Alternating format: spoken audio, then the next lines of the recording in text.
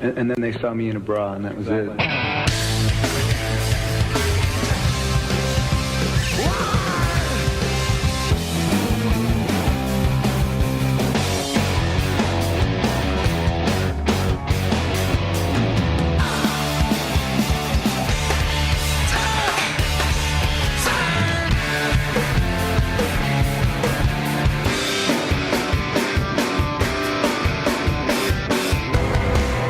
What's going on, Pearl Jam nerds? You are listening to Single Podcast Theory. I'm Brad Lyons. And I'm Brad Blazek. Man, we're just going to talk some Pearl Jam, dude. I'm ready. How are you doing, man? I'm good. Well, we made it through our introduction episode, so yeah, that was fun. And we did that as a separate episode because, I don't know, it's 50-50 whether or not I would listen to one of those. If there's a podcast that I was going to listen to, I would probably just go straight into the first quote-unquote true episode. But I just, we kind of felt like it would be good to give everyone an opportunity to know who they're listening to. You know what I mean? Oh, yeah. Yeah, just kind of, get our voices in shape to get going into this. Well, and for people to start learning which Brad is which. Yeah, I thought about that. Do we need to come up with like nicknames? Little nicknames. I have so many nicknames, dude. Yeah. I just don't know if I can have another one. Well, I've got you saved in my phone as Pearl Jam or PJ Brad. Yes. But I mean, we're both Pearl Jam Brad, aren't we? On this, fucking Brad squared over here, man. Yeah. I dig it. Yeah. Well, cool, man. So we're at our first official episode. We're going to be talking about where it all started. Well, the album that started it all. A lot of things. We'll dip into some of the backstory that led up to the making of 10, but I think we'll be talking about that part of the Pearl Jam kind of history a lot over the time we're doing this podcast, which hopefully is a very long time. So yeah. Before we get into, so I'm going to do a little bit of.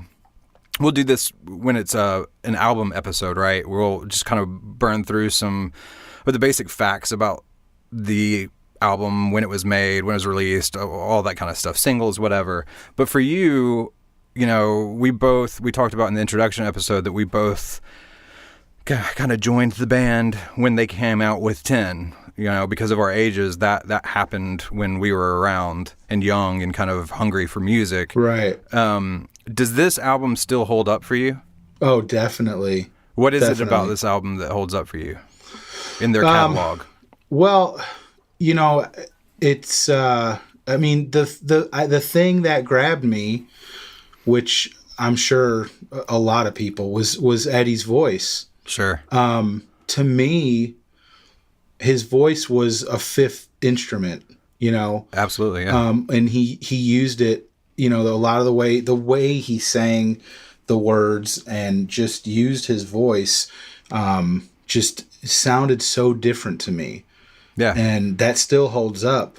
And the other thing, I think, I don't know if this counts as holding up, because when they put the re-release out, sure. I think, God, it's almost been 10 years ago. I know, think. it has been 10 years. Yeah. I think. Man, it sounds even better.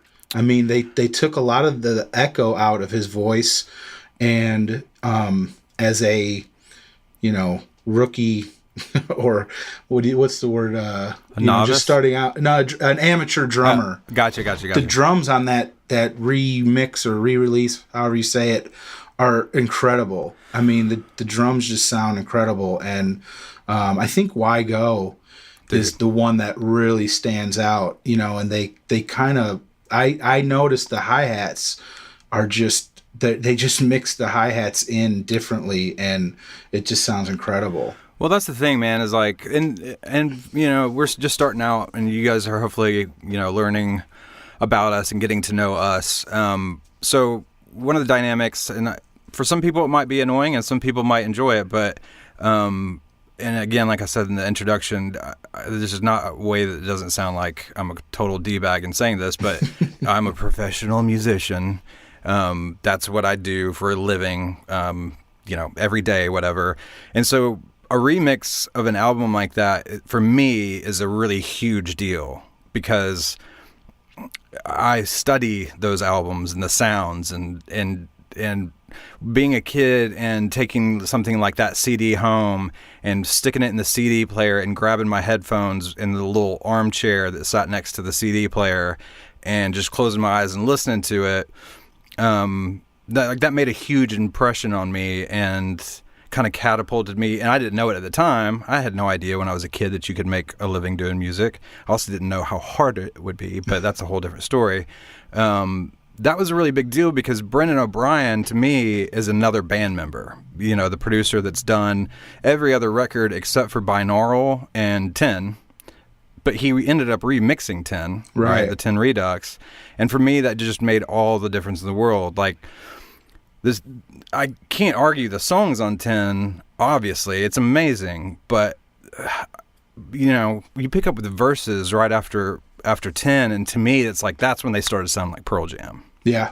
And that made, you know, sounds like a small thing, who mixed it and who produced it, but it radically changes the sound that comes out of a band. You know what I mean? So definitely. Well, I've heard, you know, remastered or remixed albums before that they don't, to my ears, because I'm not I'm not a professional anything with music. So I'm just, you know, another dumb guy listening to the albums, and some of these reissues, they don't sound that different to me. Well, I'm just going to say this for you and anyone listening. A remaster, unless you're like, I don't know, you know, work in music or work in sound, a remaster, you're not going to really notice as much of a difference. A remix is going to be a big difference, just like you can tell with 10. Both versions, you know what I mean? Yeah. Because mastering is just more of like a leveling thing, and, you know, things are so much louder now than they were 20 years ago. So when they remaster, you know, The Wall or something, a lot of that's just leveling. It's not changing mixes. So that would kind of explain that. But yeah. Well, I mean, to go back and answer your question, does it still hold up? The original version, definitely. For me, just those songs, just sitting and listening to those songs, even with the kind of echoey stuff on Eddie's fucking vocals, saturated in reverb. Yeah.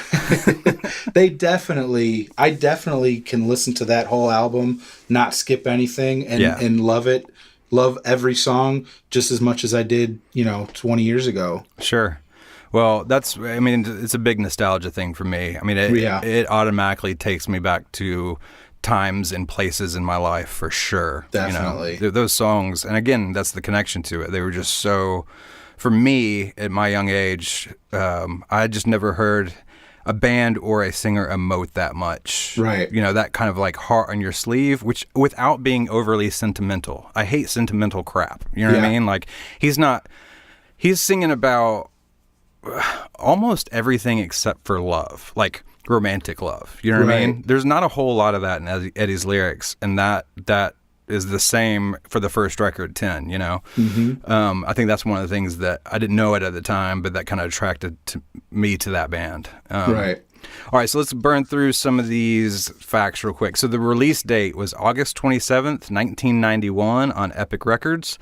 Obviously, the band members, the only thing that changes is the drummer, but it was Eddie, Stone, Jeff, Mike, and Dave Cruson, the first Dave, on drums. It was produced by, you know, Pearl Jam gets production credit on this, but it was Rick Parisher. It was recorded at London Bridge Studios in Seattle, March of 91. It hit number 2 on the Billboard charts at the end of 92. So a little over a year after it's released. Yeah, that's something that's interesting, that the album came out and kind of went nowhere. Yeah. And I think it's, I mean, you'll probably get into this in a second, but Even Flow was the first single? Let's see here. No, actually Alive was the first one. Okay. But Even Flow is the one that kind of catapulted them. Right, and that's crazy, because Alive is like, it's just, to me, that's probably my favorite song on there. Well, you bring up a point that's like, timing is so, and I'm talking about like cultural timing, like within music, is so important, because I think one of the things that opened up their career is that, you know, Nirvana hit, and then people started digging into Pearl Jam, Soundgarden, Mudhoney, like the list goes on. And I think that's why it was such a slow burn at first. Yeah, well, and Temple of the Dog benefited from that, because absolutely, that came out before 10 or at the same time. Yeah, I think it was before. Okay. And then when Pearl Jam hit 8 or 9 months later, Right. then people were That's wanting when I got everything Absolutely, yeah. that had to do with them. So then Temple of the Dog, I think, was re-released, or, Yeah. you know. Yeah, I don't know the dates on that, but I think you're right. And to get technical, I'm pretty sure Nevermind came out like 2 months after 10. Mm-hmm.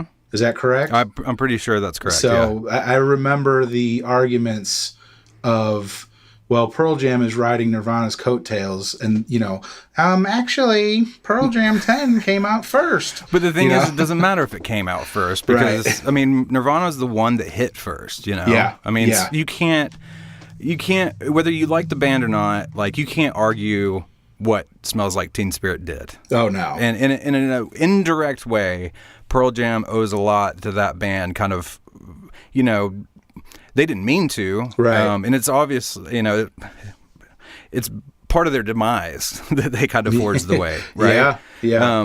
But that definitely, like I said, opened the door for all those. Alice in Chains, another one of my favorite bands. Yeah. There's just a whole slew of that. And the funny thing is, like, there hasn't really been a city scene since the Seattle scene. That was Right. the last. I mean, before that, you had Athens. You can kind of attach different styles of music to different scenes and cities where they were born.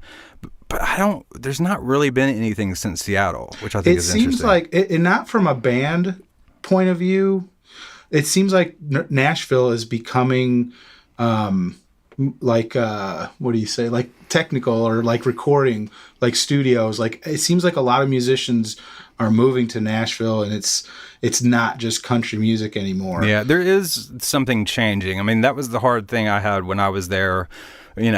Imagine, it was kind of funny. I'm a huge Pearl Jam fan, but to work and to make money, I had to either play country music or Christian music. Right. Because that was the industry for if you wanted to make actual money, that was there for the 10 years that I lived and worked in Nashville, Yeah. And that is definitely, it's going to be a slow change, I feel like, but it is changing for sure. Yeah. So, let's see here. As of 2013, 10 hit 10 million in sales, and I meant to look this back up, but I'm pretty sure that's just in the U.S. That's got to be just in the U.S. Yeah. It's certified 13 times platinum in the U.S. All right, so the singles from 10 were Alive, August 1st, 1991, Even Flow. Oh, wait, no, dude, it was Alive first. Even Right. Flow is April 6th, 1992. So Alive peaked at number 16. Even Flow peaked at number 3. Then Jeremy came out September 27th, 92, and peaked number 5, which I think is really interesting because... Wow, that is crazy. wouldn't you think if Even Flow hit number 3, then Jeremy, because of that video, it's Right. those steps. It's like Alive came out and kind of got what I would say are like the diehards, the early adopters. Yeah. And then Even Flow opened it up, but went to number 3. And then Jeremy is what caused them to not make videos anymore, not Right. do interviews anymore, because it got so huge, but it only Yeah. peaked at number 5.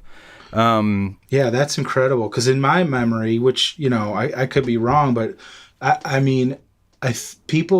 remember getting burned out, and people getting burned out with Jeremy Absolutely. playing like every 5 minutes, on MTV and on the radio. So that kind of blows my mind. I didn't realize that single didn't go to number 1 and didn't even go to 2 or 3. Yeah, I just wonder what else was on. Who they were battling on the charts at that time. That'd be interesting to look up. You know what? I mean? I think Billy Ray Cyrus was in there somewhere. I remember. I think I just read, because that we're recording just 2 or 3 days from the anniversary of 10 coming out. So I've been reading a bunch of articles that came up that day, a couple days ago. Really? And I remember they said Billy Ray Cyrus was like their main competition. I think it God, kept, what was that fucking song? Achy Breaky Heart. Achy Breaky Heart. Yeah, oh my God. God. Kill me now. Yeah. Ugh. And that spawned line dancing. Oh, you were a lion dancer. Oh my God. I never I mean, there's lots of things I could be embarrassed about that I kind of partook in my life, but I can say that I never did the line dancing. Yeah, I never did that. But I never bought a you, Billy Ray Cyrus record. you'd go to the mall and you'd see groups of like old ladies and one cowboy dude, leading them in line dancing to Achy Breaky Heart. And I'm just like, oh, please. Well, especially like two dudes that listen to metal. Yeah. At the time, you know what I mean? Yeah. Like, oh yeah. couldn't be farther away from. Yeah, I mentioned before on our intro pod, like I was a metal kid. I wasn't listening to grunge, and I got into Pearl Jam, but I went kicking and screaming into the rest of those bands. Like, oh really? I was. I didn't listen to Nevermind for a long time. Yeah. I was aware of Teen Spirit.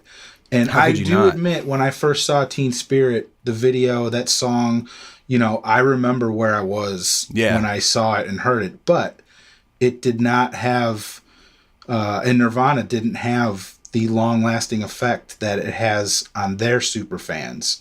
Sure.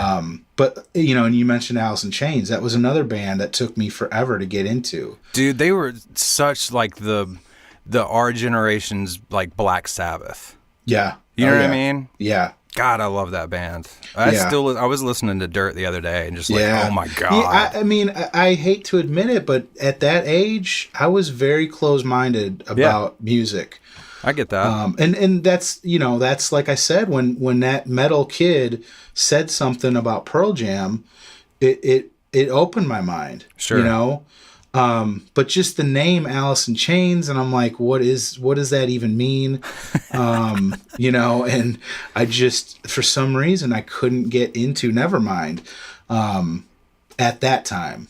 Since then, I like them a lot, but I never connected with Nirvana the way I do with Metallica or Pearl Jam or even Alice in Chains. Yeah, right on. But man, the first time I heard Dirt, I was like, that's like what the catalyst to be like, asshole, start listening to everything. Yeah. Because you were wrong about Pearl Jam and you were wrong about Alice in Chains. Like, start listening to everything.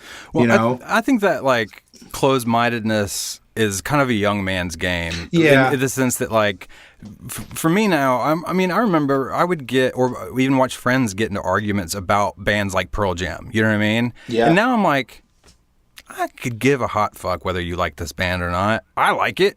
Yeah. You know what I mean? Like, whatever, dude. It doesn't matter, Yeah, I listen to all kinds of stuff. Right. And it's hard because with like, Apple Music and Spotify and all this stuff, there is so much out there. Yeah.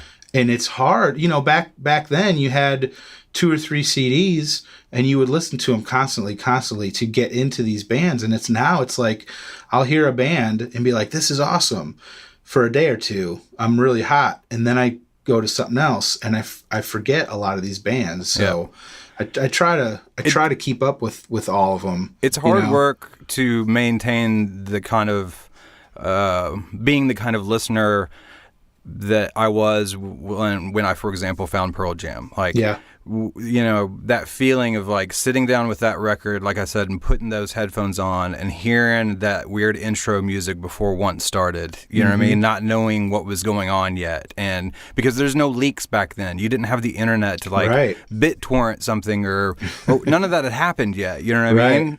And like reading through liner notes and looking at lyrics and who did what. Like, I remember I didn't even know what a producer was, but I kept seeing Brendan O'Brien's name on, Pearl Jam, Rage Against the Machine, like all these albums that I loved. I was like, I don't know what he does, but I want to be that guy. Right. You know what I mean? Yeah. All right, let's finish out some of these facts. So some people might not know, Oceans was actually a single, but only released in select countries in Europe, and that was in December 7th. Funny thing is that Black was not an official release, but it still made it to number 13 on the mainstream rock charts. Not surprising there. Yeah, I think that's a sore point with the band, How so? Because the record company was really pushing the band to release that song. Yeah. And I think it's Eddie being quoted something like, some songs are not meant to be, mass listened to. Sure. And they won in a sense that the record company didn't release it, but radio programmers were like, fuck you, we're going to do it anyway. And I would hear it on the radio all the time. Well, and dude, that goes back to the whole Jeremy phenomenon that I think sent them in a direction that was probably really hard for them at the time and really confusing, but the way they handled it ended up making, like, that's one of the reasons why I'm such a huge Pearl Jam fan. Isn't just the music, it's the decisions that they make.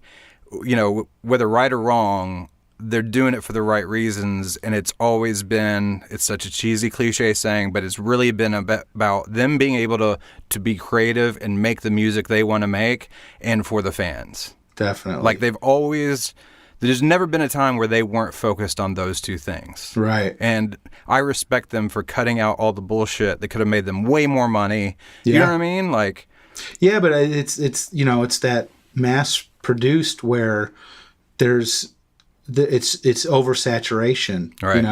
And these songs in the band need, space to breathe, because it's kind of like what I was just saying. If there's a million bands out there, I can't listen to all of them. Sure. And I can only listen to a couple of them where I move on to the next one. But these guys were kind of like, we don't want everybody all the time for a week listening to Black, because they're going to get sick of it, right.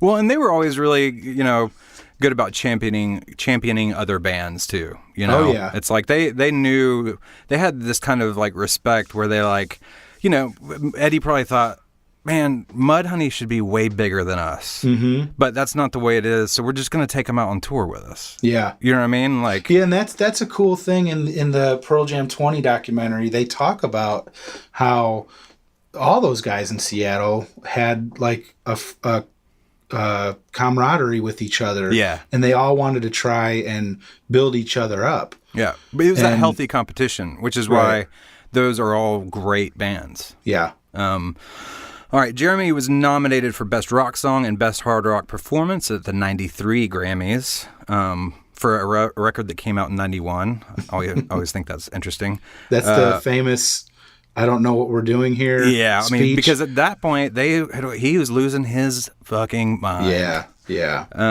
We'll get into that in just a bit. So they also were nominated for 5 VMAs when, because back then the VMAs were probably more important to the Grammys to most people. Right. It's a pile of shit now, but right. back then it was a big deal. So they won 4 of those 5, including Video of the Year and Best Group Video for Jeremy. So I love this little list of the outtakes from 10, which was Alone, Yellow Ledbetter, Wash, Hold On, Brother, Just a Girl, 2,000 Mile Blues, Evil Little Goat, and Footsteps, which all you can find those on Lost Dogs, obviously. But some of those are on Lost Dogs, and some of them are on the 2008 re-release. The Redux. Yeah. And then, obviously, so some people might be saying, wait, what about State of Love and Trust and Breath? Well, yes, those were from that time period, but they did not, the recordings that live now were not from the 10 sessions. Those were with Dave Abbruzzese.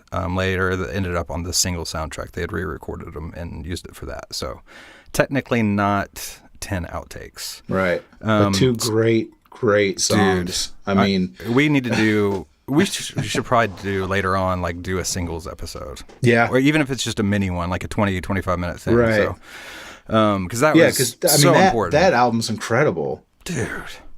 Paul Westerberg. Yeah. Alice in Chains. That Smashing Pumpkins song is like 12 minutes long. It's I think the last 5 minutes is just straight up feedback.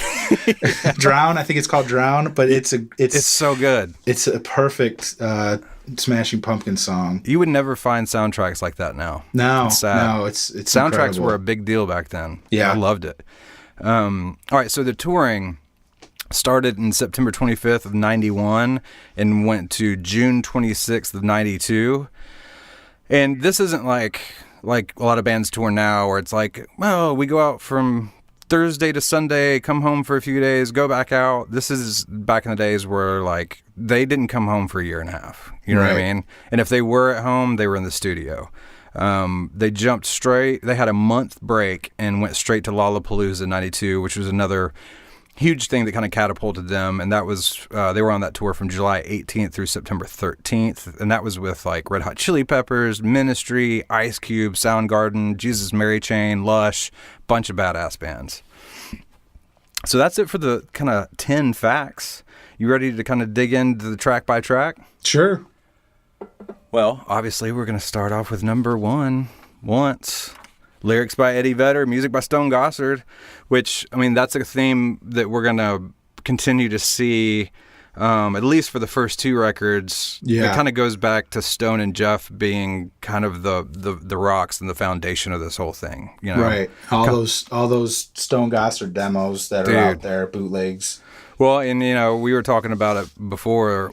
Once was part of the Mama Son trilogy, right? The tape that was sent back and forth from the band to Eddie, and it's so funny that the Mama Son version is almost note for note kind of like exactly what ended up on the record, except for that pre-chorus. Yeah, he's all over the place. The Shotgun Lover, and he's doing that weird falsetto, kind of really rhythmic, almost R&B-ish kind of vocal. It's if you're into Pearl Jam and 10 and Once and you've never heard it, it's out there. It's on YouTube. Yeah, I was gonna say you can YouTube it. It's really interesting to listen to. Yeah. And it also kind of shows how much like Stone, especially, and Jeff too, I think, but Stone is definitely kind of, he produces the band before they get to the producer. You know what I mean? Like if you watch any of the videos that they've put out to kind of promote records or something like where we got our name, like Single Video Theory,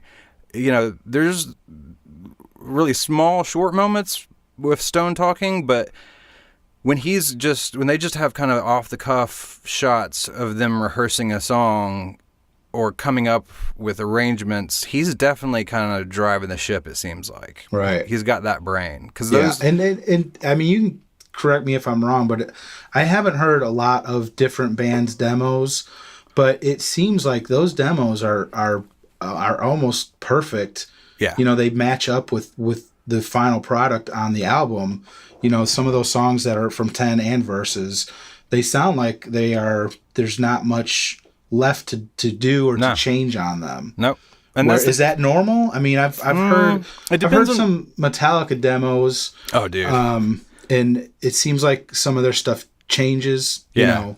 Well, I mean, that's a good example to put it up against. You know, from what I can tell, like James he just churns out these monster riffs, but he's not really. I mean, he can do it, but he's not really a arranger. Like Lars is the one. People shit on Lars all the time. Whatever, that's fine.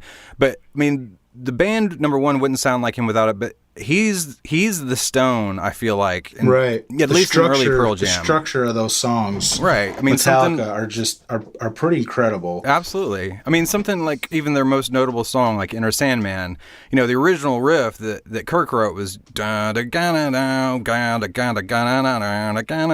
over and over again. Yeah. And he was like, "No, man, do the first thing 3 times and then add that tail on it." And it's like that's a classic riff that everyone will know as long as there's music. You know what I mean? Yeah. And Stone's got that kind of thing.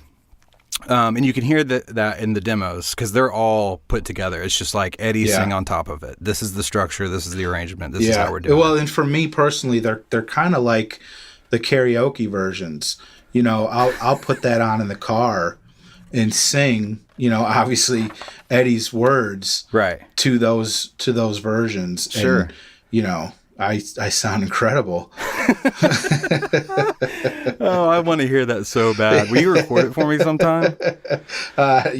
No, you're not going to do that. We could do a very special episode.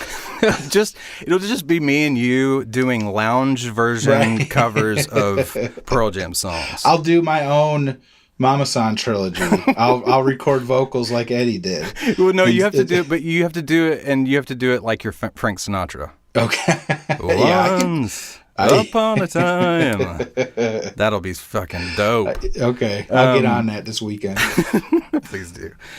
So once, I mean, so this is I'm just going to say it now, because for me, when I go back to 10 and kind of dig through it, and I love doing this podcast already because it's making me listen to everything in a different way. Yeah. Because I know I'm going to have to actually talk about it, whereas most of the time I'm kind of processing internally. But this record is, it's the seed that got planted in the ground and hasn't totally sprouted yet for every one of these band members that's still with the band. So minus Dave Cruisen, in the sense that, like, the riffs that Stone brought in for this record are like, if you want to know, if someone said, like, I need to understand Stone, I've heard about him, but I've never heard it before, play any of the riffs off, and Once being one of them, off of 10, and that gives you kind of like the archetype for Stone. Yeah. You know what I mean? Oh, yeah. It's same with Eddie, man. His voice has changed, some of it intentionally, some of it just with growth. Jeff is so much more of a force in the band on the writing sense since 10. Same with Mike, man. I mean, Mike's got Given to Fly, Mike's got Sirens. He's got some pretty... He might not have the numbers as far as songwriting, but the ones he's written are sick. Oh, yeah. Huge songs. Yeah. And every one of these songs is like that. And the other thing, too, is that, like you mentioned, the kick drum, like on Why Go, right? Right. Yeah. Like, there's so many things in this record that aren't the vocal. Like, people think of hooks coming from the vocal all the time, usually, right? Right. The things that get stuck in your head. But you can only play the first two notes of Jeremy at the beginning, the bass part, and you know exactly what it is. Right. You'd have to be, you'd have to be living under a rock and roll rock to not know what that is, you know? Yeah. And they've all got those moments throughout this. Yeah. I mean, Alive is such a memorable riff because it's so, I mean, I've never heard anything like it. Yeah. It's his own thing, but it still seems familiar, but it's not ripping anything off, you know? Yeah. I don't know. I just, to me, this record is a perfect example of just the starting point, and it's so exciting to have kind of gone with this band on the journey to I mean, put 10 against, I'm not talking about better or worse, put it against, but listen to 10 and then listen to No Code. You would not think that's the same band. Yeah. And it was what, 4 years, 5 years difference? Yeah. 4 years? Yeah. Then listen to No Code and put that against Binaural. Yeah. Completely different, you know? Right. But it's still them. Yeah. Yeah, and Once is like, you know, again, we didn't, you didn't have a chance to, well, you would listen, I would listen to Even Flow and Alive and Jeremy. And when I got the album, that opening track, obviously, is so important. Yeah. To if someone's going to like them or not. Yep. And it's such a heavy track. Sure. You know, it's not a slower track, and it just comes out of the gate, you know, and it was like, I was like, okay, now I know I'm in. Like I'm totally in. You know, I've seen a couple videos. I enjoy those songs, but when Once hits, I'm like, I'm in. Well, know? And it's a song about a psychopath going on a killing spree. Right. You know, right. It's just like, holy shit. Yeah, it's pretty dark when you read the lyrics to it. And that Master Slave intro that kind of bookends the whole record. It's the beginning, and it's kind of the intro to Once, and then it's the hidden track at the end of the record. Which, remember the days of hidden tracks? You can't do that anymore. Yeah. That Master Slave intro, that's another thing that I'll never forget hearing. Like sitting down in that armchair, and that's what came through the headphones. That was my my first introduction to them, because I hadn't heard them on the radio yet. And I've always loved any band that does something different like that. You know, just something weird, and just, you know, that pre-intro before it takes off. It's like, what is this? And then you get that opening riff to Once, and I'm like, whoa, you know, it's almost the roller coaster aspect of it. Sure. Well, and then you kick straight into Even Flow, Yeah. which I prefer the re-recorded version with Dave Abbruzzese personally, Mm-hmm. but you know, you didn't have that at the time. It was Right. just well, I guess you kind of did because that was the music video. Yeah. But I don't And know. that's another interesting aspect. They put out a lot of cool different stuff. You know, if you get the Alive single, I think it's got that re-recorded version does, of yeah. Even Flow is on there. It's got Wash. It's got Dirty Frank. Right. Yeah. I don't know. I mean, there's not a whole lot to say about this song just because it's such a huge song, and Yeah. I can't imagine anyone listening to this right now doesn't know Even Flow. Yeah. You know what I'm saying? Like, Yeah. But again, like 2 songs in a row, I just want to make the point again about lyrical content that aren't about heartbreak and there's nothing wrong with writing about that. I write about that. It's just Right. part of the human condition. Yeah. But Yeah, everybody it's not, writes it's about not it. a ooh baby baby love song. Right. You know, it's got some Eddie was dark on this album with his lyrics. Super dark. But if you didn't pay real close attention, you wouldn't know that it's about, a homeless guy living on the streets and Right. he's kind of crazy. Yeah. You know? Well, that's a good example, too, of one interesting thing. I mean, being a musician myself and then getting to study other really talented musicians that I get to work with or am friends with, is that how many of them don't necessarily dig into lyrics. Like, Right. they're just listening to melody, to the groove, to the parts, and they don't really know what it is, and that's fine. But what's great about a band like Pearl Jam, if you do choose to dig into the lyrics, you're opening up a fucking rabbit hole. Yeah. You know what I mean? Like, you don't realize at first listen how, like you said, how dark some of this stuff is. Yeah. But it's really super honest. It's not dark as a gimmick. You Right. Yeah, he's not trying to be Slayer, know? Exactly. Right. And for me personally, I've always been a lyric guy. Me too. I've always wanted to know what they're saying. And part of that is because I want to sing it to myself. Sure. And I want to get it right.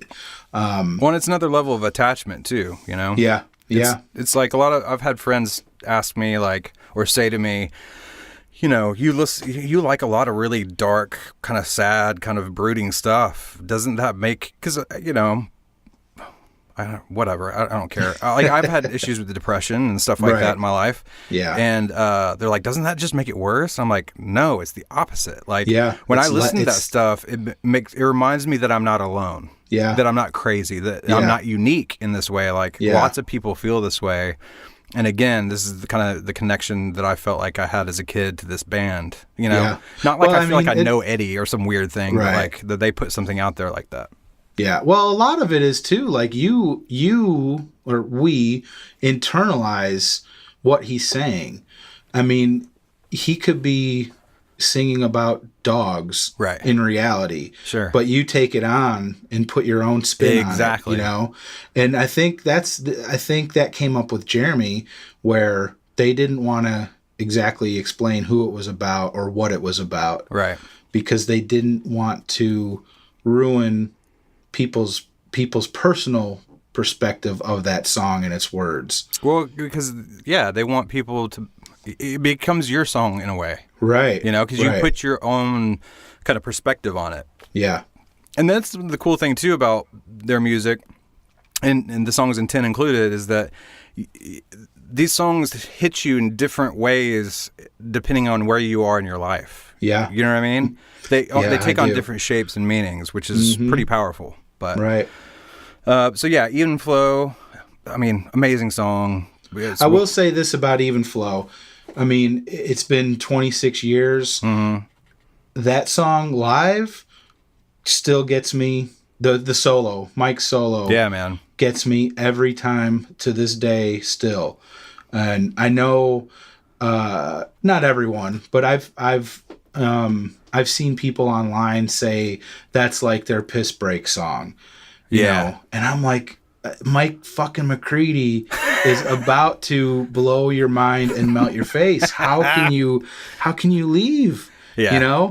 It's an incredible song to hear live, you know. It is. It's still got that Especially- energy. Yeah, definitely. Well, and So- talking about Mike, like the funny thing about them is that there's this they are this weird mix of personalities and player styles that you would think shouldn't go together, right? So Right. like you've got Stone that writes these really kind of not intricate in like a speed metal intricate way, Right. but like his chord voicings are his riffs, and they're very purposeful and they're unique and they're very him. Like when Stone's written a song right away, Yeah. And Mike, when back then Stone didn't play solos, but Mike came in with this kind of just Jimi Hendrix, Stevie Ray Vaughan Right. ripoff, Yeah. but you don't care because that juxtaposition just works somehow. Yeah. It's this Yeah. different kind of spice that gets thrown into the mix that Yeah. you think shouldn't to work, me, and then you're like, he's- shit. To me, he is influenced by those guys, but not copying them. Exactly. You know? And he's one of the most, other than Eddie, I feel like the most consistently, like, he's a very soulful person. Like Stone is a little more calculated and reserved, I feel like. And I Yeah. don't mean that he's not emotive, but man, watch Mike. Oh yeah. Even now, he's got to be 50 years old. Yeah. He's running around everywhere. I mean, that it's- Rock and it's Roll Hall of Fame incredible. induction, yeah. that dude's not slowing down. No, he's all over the place. Super rock and roll, man. Yeah, I saw them in Memphis in 2014, and it was obvious from the start that Eddie was a little bit, sick, like he had a cold, and it wasn't like it was ruining the show, but Sure. you could hear a little stuff in his voice. And at one point, he was, asked in the audience to help him out throughout the night, and it seemed like the band was just on fire to try and make up for Eddie, and Mike especially. I mean, he runs around the stage a lot, but that night, I mean, he was doing laps like all night around the entire stage, and it's incredible. And Well- I mean, I started out really latching on to Eddie and his voice and his words, but the last 10 years or so, I really am a huge fan of Mike, almost evenly or more so, because Eddie's kind of like I don't want to say this and sound crazy, but like Eddie's up there like godlike status, Right. where I would never meet him and I would Sure. never have a conversation with him. Mike seems like just a down-to-earth guy who happens to be an amazing guitar player. Yeah. And it's when I go to shows, I can't even get to the middle section because there's so many Eddie people, but I can get pretty close to Mike, and it's fucking amazing. Yeah.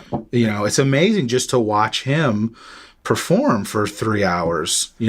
Well, and to know his story and see him now, and everything he's been through with health and addiction and all that Right. stuff, and see him look better than he's looked. And I don't mean this in a vanity way that I don't give a shit about that. I'm saying he looks Right. healthy. He looks happy. Yeah. He looks energetic. And those years, like around Yield kind Mm-hmm. of era, like, man, he was struggle busting it Yeah. for sure. Yeah. Yeah, I can't wait to get to the Mike episode. That's going to Yeah. be fun. He's Yeah, me too. I'm excited about the episodes for each band member, but I'm super excited about Mike. Yeah. So moving along, and another thing, I don't know what you can say about Alive that's never been said. Yeah. And another Stone and Eddie song that was originally titled $1 Short on the demo. But obviously, this obviously is a personal song. Like the first two songs on the record are kind of putting himself in someone else's shoes, where this seems like it's probably a little bit more autobiographical. Yeah. Again, powerful riff. You like, I remember the first time I heard that riff, Yeah. like it just kind of stuck out to me, even though I didn't play guitar yet. And I don't know, man, it's funny how it's another example where you just get this chorus stuck in your head that seems like it's like we're still alive. Yeah. But really it's like, holy shit, man. We're still alive and we still got to keep going. Right. You know what I Yeah. mean? Yeah. Yeah. And that context only comes if you know what the verse lyrics are. Right. You know? Yeah. I always thought it that was funny. it sounds like it's such an uplifting song, but And it is. Yeah. But it's still got the melancholy and it's still got but we're not done yet kind of thing. Yeah. You Yeah. know, like, yeah. we haven't made it to the top of the mountain. I'm just saying we're getting close and we're still alive. Yeah. That's how I always felt about it anyway. And that's another incredible live song, Mm-hmm. you know. And they know it. They've used that song a few times for like montages, you know. Sure. And it does. That solo at the end just works well with like a slideshow of pictures or live clips, you know. Dude, I remember learning that solo note for note, just sitting. Oh, wow. Just sitting there as a kid, like just over and over and over trying to get that right. I mean, Yeah. to truly get it right, it took me a really long time. I Yeah. mean, that every note Oh, of that sure. solo is burned into my brain.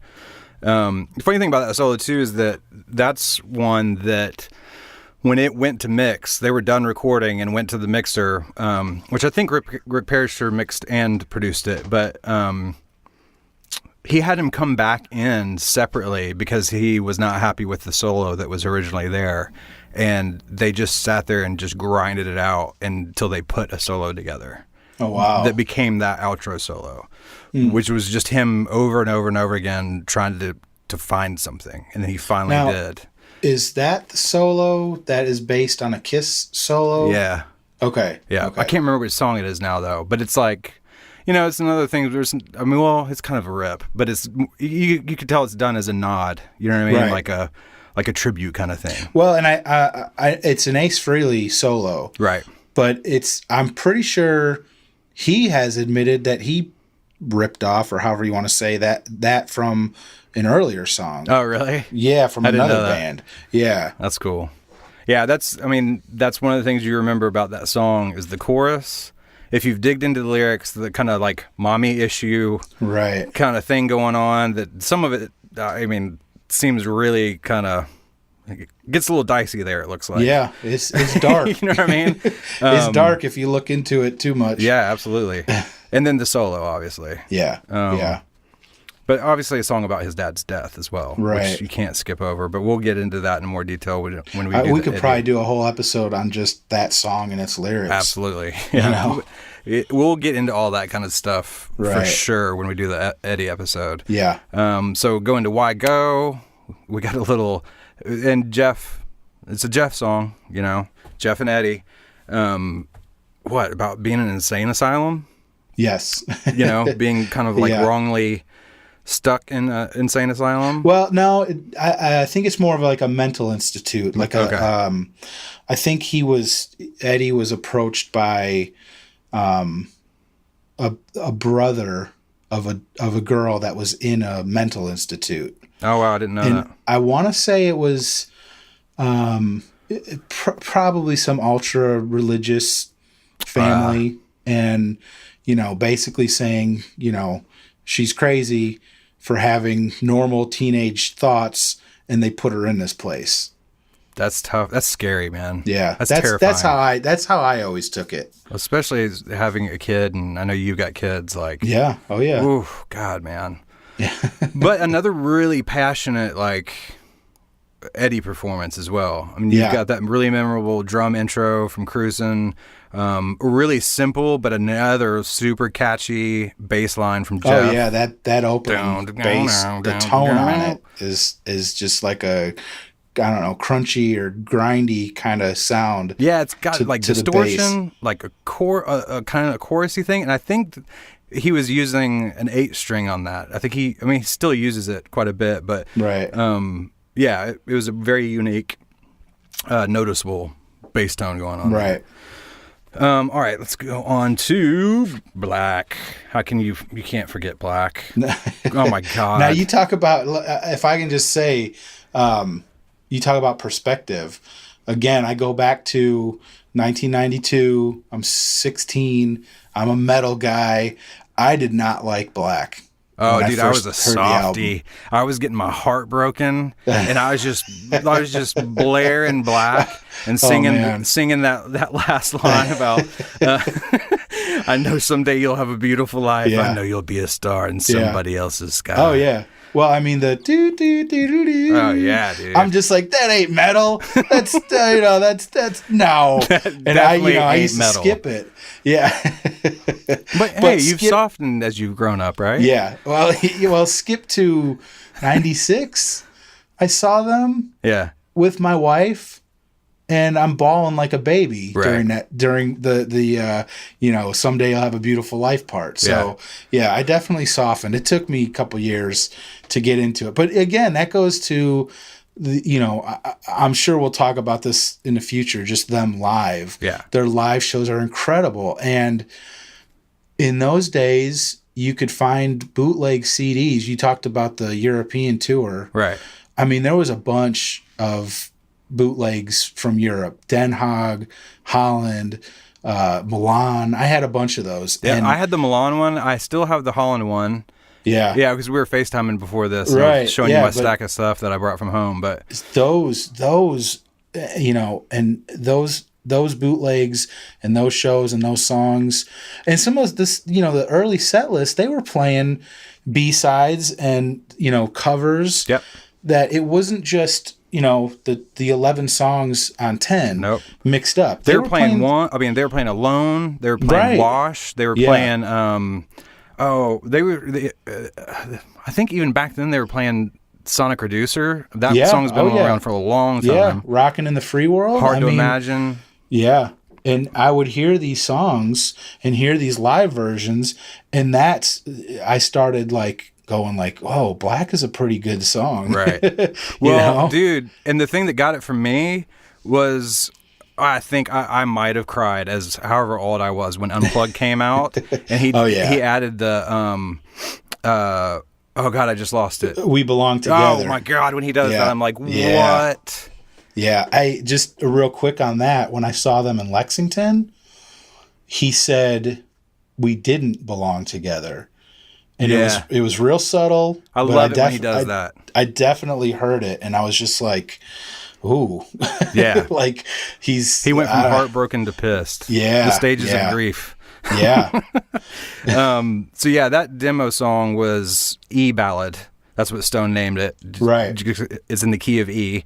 And Eddie wrote the lyrics after sending the Mama Son, but before he arrived in Seattle for the actual audition when they got together and tried rehearsing together. Classic song, man. Yeah, like I said definitely. earlier, wasn't even an official release and went to number 13 on the mainstream rock charts. yeah. I mean, that just shows you just how big they got Yeah. in that year. I would have lost my mind, dude.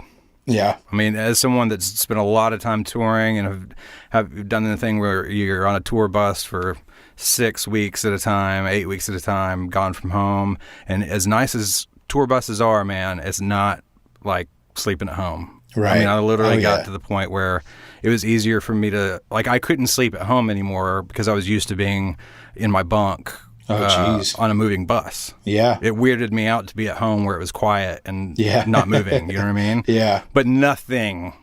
My point is, there's nothing to the level of a band that's that big and playing that consistently. How he kept his voice, I have no idea. Yeah. You know what I mean? Yeah, I mean, that was a grind for sure. definitely. All right, Jeremy, man. I mean- that another bass intro, Yeah, dude. another Jeff intro that is just, classic. Literally classic. Yeah. Yeah. Yeah, kind of written another Eddie writing from someone else's perspective. I just remember the lyrics like, what was the one? He bit the recessed lady's breast. Yeah. Just stuff like that when I was that age was just like, man, he's saying some real shit, Yeah. you know? Yeah, This yeah. isn't like playtime lyrics, you know? Right. Yep.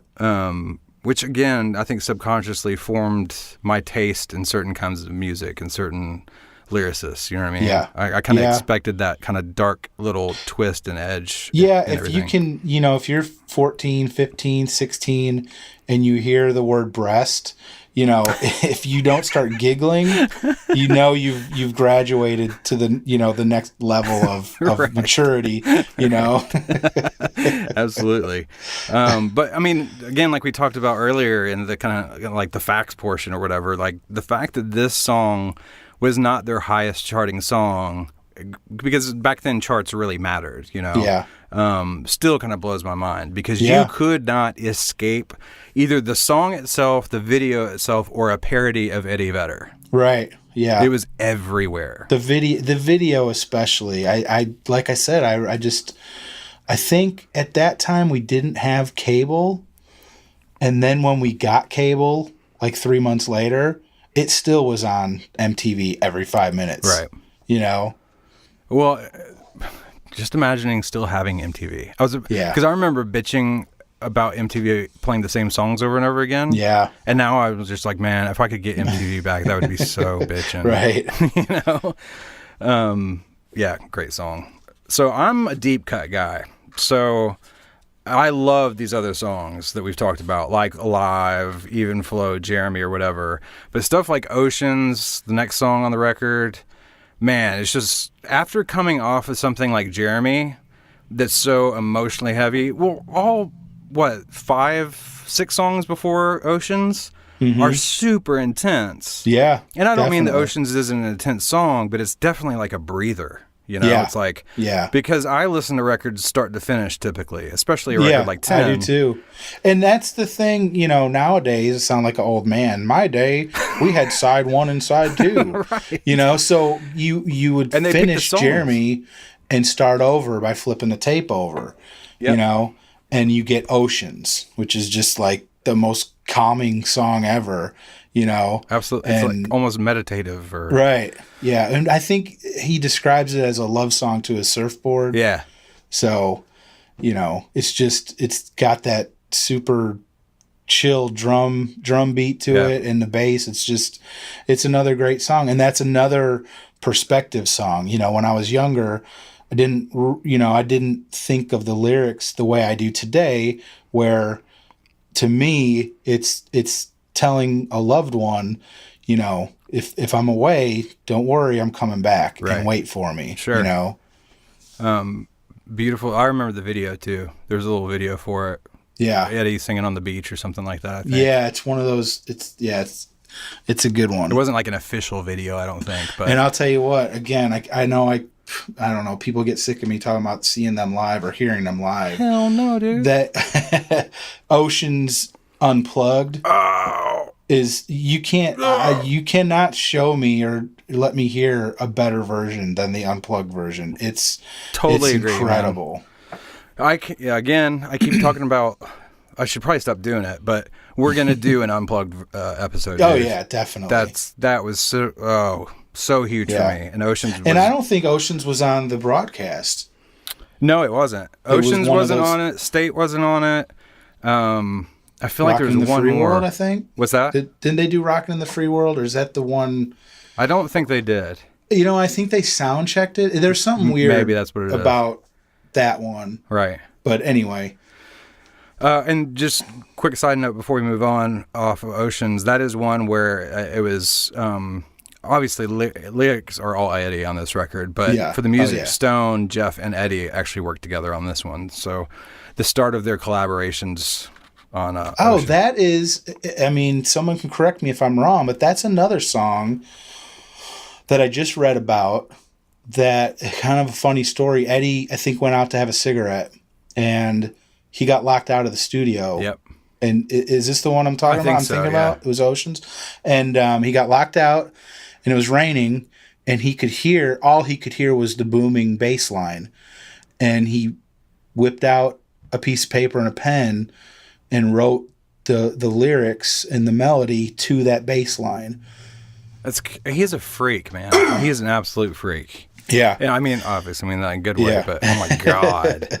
But it's cool. It's cool knowing that story and then listening to him singing to the bass line, you Right. know?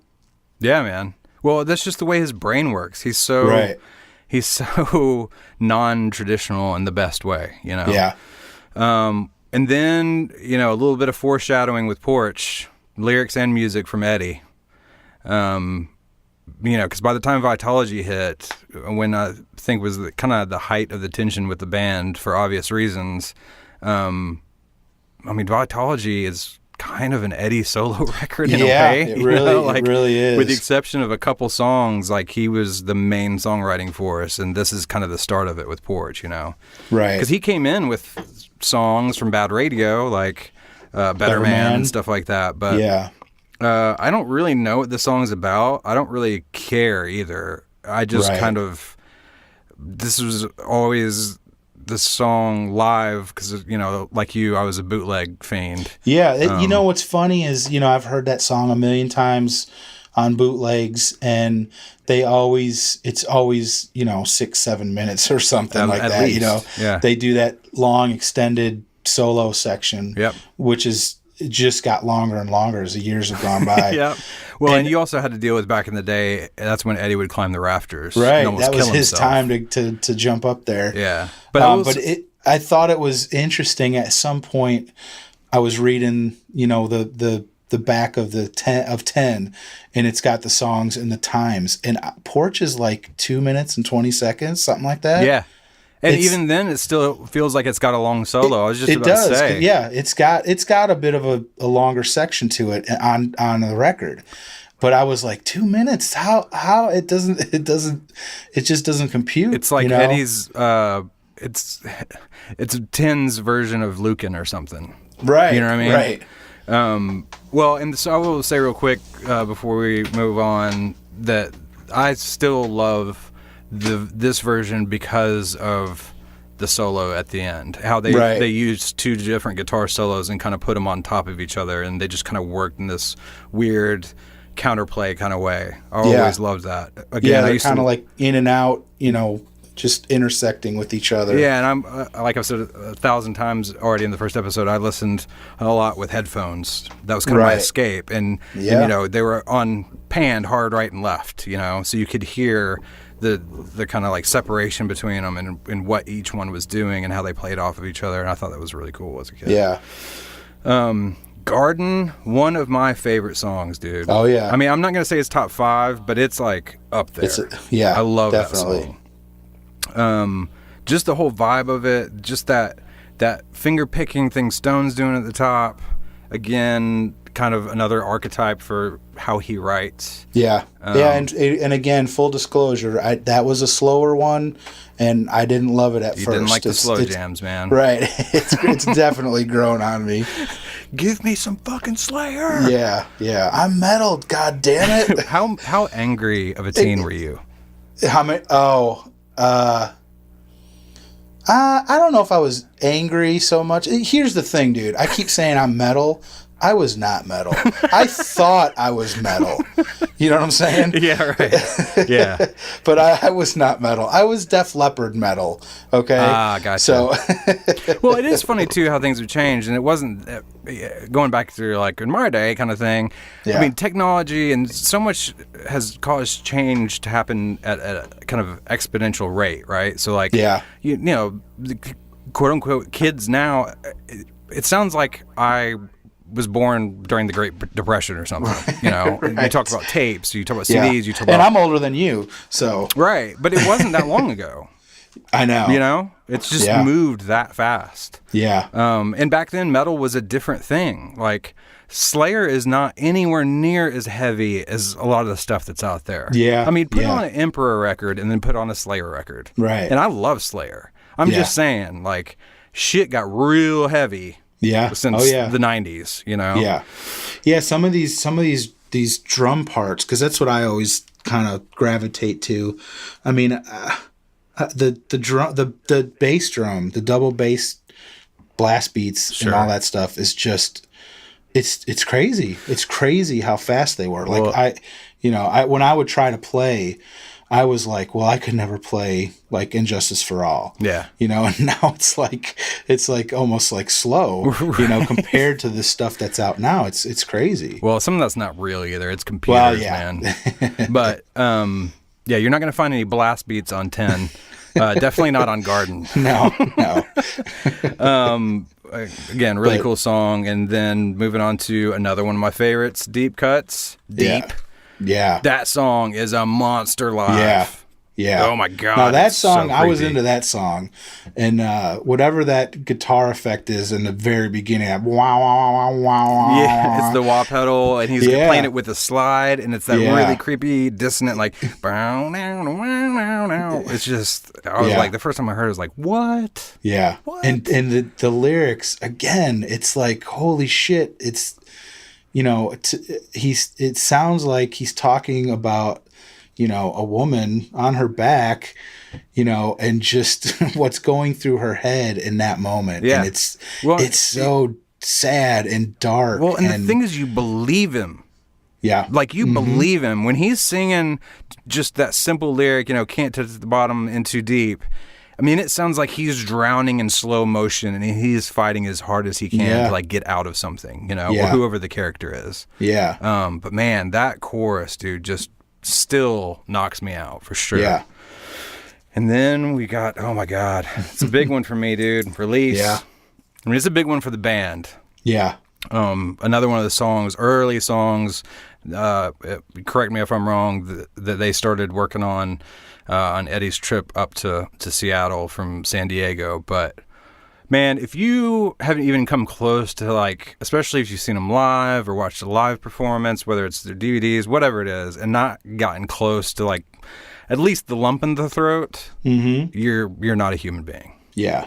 Yeah. I mean, this song, and it's kind of credited to the whole band as far as the Right. music goes. Yeah.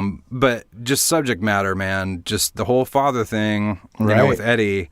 Yeah. And it's especially the age we were at that time, man. It's just, that's a very confusing time for a human being, and Right. especially with family, and especially depending on who your family is, you know, and it's just, I don't know, not because my dad's a piece of shit or anything like that, but it's just, and it wasn't even really about, like, attaching it to my dad necessarily. It was just, Well, to me, and again, like, that was a slower song, but that song I did like. I mean, I always felt that one or respected that one, you know? Sure. And I talked about perspective on some of these songs going back 20 years.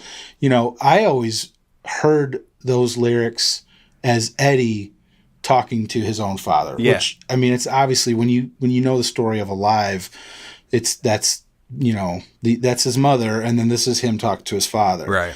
And, you know, it's just, that's how I always thought of that song. So to me, I never took that song really, really personal, Right. you know? And I've heard friends of mine, people I've met at shows, and that song really gets them, you know, gets to them because of their own situation with their fathers. But for me, I always kind of looked at it as somebody else, Eddie talking to his father, and my buddy talking about his father or lack of a father. Right. You know, and a guy that I met at a show, his father had passed away recently at that time. You know, so it was really important to him to hear that song live. Right. You know, which was cool because they played it. Yeah. So it's just, but you know, here, not to get too dark, but my father recently passed away. Yeah, man. And it's like, it's taken on a different meaning, you know. It just the first, you know, that line about, "Dear Dad, can you see me now?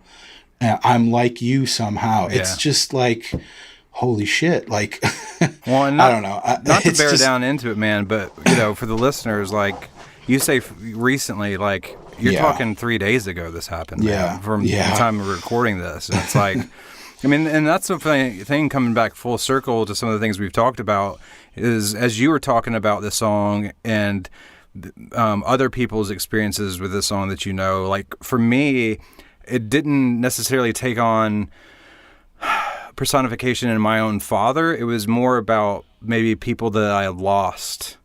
You know, Right. like the dad was my great grandmother that I was close to, or Right. for me, it was definitely a death thing, and people that I wish that I could that could see how I've grown up, and Right. and I want to know if they're proud of me. You know what I mean? Yeah, yeah. That's kind of what it took, because it's such a transcendent song, Right. And Well, so yeah, cathartic. it's definitely in a broad sense about loss, Absolutely, yeah. but in a more specific sense about losing a father. Yeah. You know, and like you said, you want them to be proud of you, and it's, you know, you growing up, you don't want to be like your parents at all. Sure. You know, but you get to, you know, again, perspective.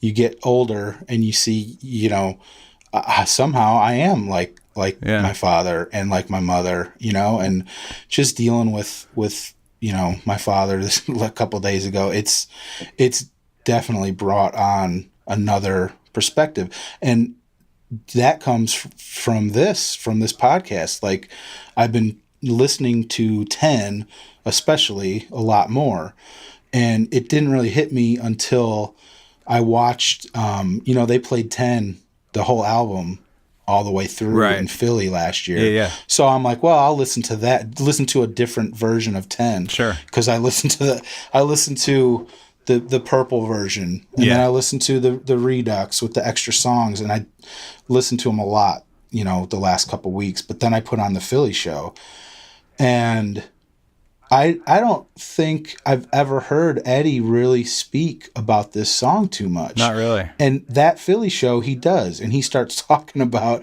how it's about losing your father. Right. And I think somebody in the audience had lost a brother recently, and he talked about that, and then starts singing it, and I'm just, you know, tearing up and, Absolutely, yeah. and all that stuff. So Well, it's so hard, You and we know. were talking about this a little bit. Like I said, I don't want to harp on such a recent awful thing that Right. that we're all Well, going to and have to deal with, and Yeah. we could talk for another hour about this, and yeah, I'm not and trying I'm not to. fishing But, for sympathy. You know what no, I no, mean? no. It's just. But what I was about to it's- say is that, and first of all, you don't sound like you're looking for sympathy anyway. Yeah. Hearing you say that and being willing to share that is like, I think Jeff said this one time in some interview or something, just about he feels like music of all the art forms is, to him anyway, the most healing, or has the potential to be the most healing art form. Yeah. And you find these songs in your life, and they keep coming back to you, you know, and they keep Yeah. coming back at different times, and they mean different things at different times. But that's the beauty of it, is that, I know it might sound cheesy, but I don't fucking care, because it's Yeah, true. It's yeah. like, you know, you have something to put that energy, that sadness, that loss, that confusion, that fear. Yeah. You need lots of things to kind of take that on. You need people, you know, you need relationships, but sometimes you just need to be with yourself. And music, for me anyway, has been that kind of savior for myself. Definitely. You know what I Oh, mean? yeah. And it's Yeah. beautiful to hear you get to have that experience, even though it's something awful, you know? Yeah. Yeah. I don't know. I appreciate No. it, man. And I'm, Well, you know, well, thank you for saying I'm that. sorry. 'Cause it's, no, I thank you. Ugh. It's and I don't know. It's well, whatever, dude. And if people end up listening to this podcast, I guarantee you, you know, we're going to hear from people that have had the same experiences with, Yeah. you know, Yeah. this song and many other songs of theirs. So Yeah, definitely. I feel like that's probably a good, honest place to wrap this shit up. Okay, all right. Yeah, let me get out of this funk. No, man, we'll tell some jokes or something after we hit stop. Yeah, all right. But just to remind everyone, we do want to hear from you. This podcast is only going to work if we have people to interact with. You know what I mean? We want you Yeah. to jump on the ride with us. Like we said in the intro episode, we're not here because we're Pearl Jam historians, or we're the kind of arbiters of the Pearl Jam information or whatever. Like, we just love this band and have for a very long time. I apologize right now for everything I got wrong during this episode. Well, you know what? That's part of it. Like, I want to dig into this stuff more. You know what I mean? And anything I can learn is completely welcomed.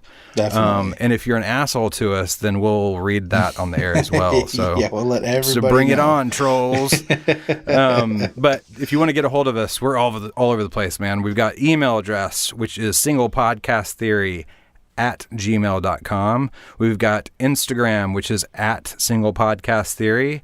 We've got Twitter, which is @Pearl Jam Podcast, and then you can search Single Podcast Theory on Facebook as well. So you have no excuse to not get a hold of us. Yeah, let's talk. Right, exactly, man. We want to hear your thoughts and make those thoughts a part of the show for sure. So, dude, thanks so much for talking. It's our first real episode, man. Yeah, this has been fun. We did it. All right, we'll see you guys next time. This is Brad and Brad signing off. Peace. I died and you just I died and you walked by and said no, I'm dead.